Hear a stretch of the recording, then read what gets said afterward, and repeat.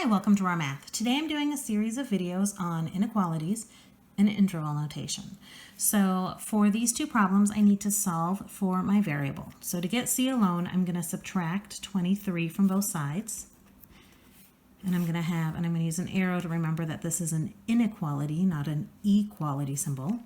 Negative 7c is greater than or equal to 21.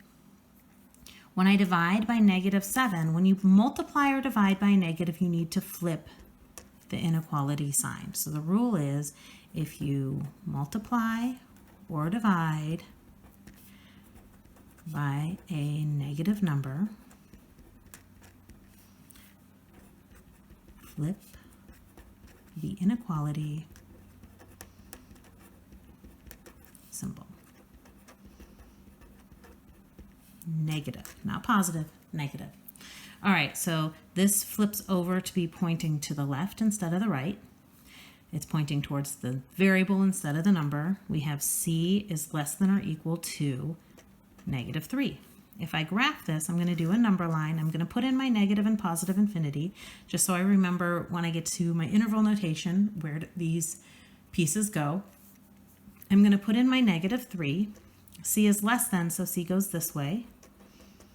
The equal means that I use a bracket. Instead of a closed circle, I'm going to use a bracket. It helps translate this to interval notation.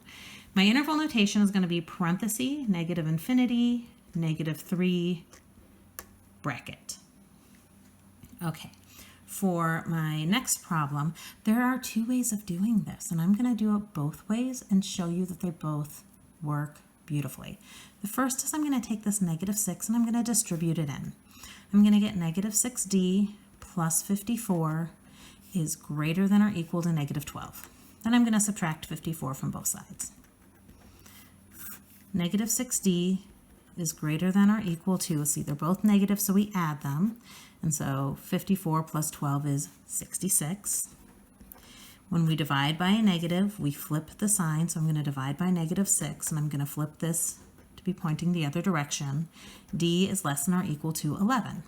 Okay, method 2. If I start with this negative 6, d minus 9 is greater than or equal to negative 12.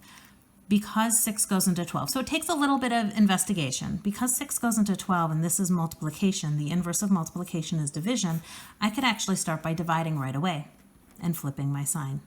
In which case, I'm going to get that d minus 9 is less than or equal to 2, and then I'll add 9 and get that d is less than or equal to 11. The answer is the same. It has to be the same. The whole point of solving something algebraically is like taking a trip from point A to point B. If you've ever gone on your GPS and it tells you to go to a certain street that you know is not the best route, you take the route that you know is better. It doesn't mean that you're not going to get where you want to go. It just means there's two different paths to get to the same place. Okay. So my number line is going to involve a negative infinity and positive infinity and an 11. D is less than, we're going this way. The equal sign, that means a bracket.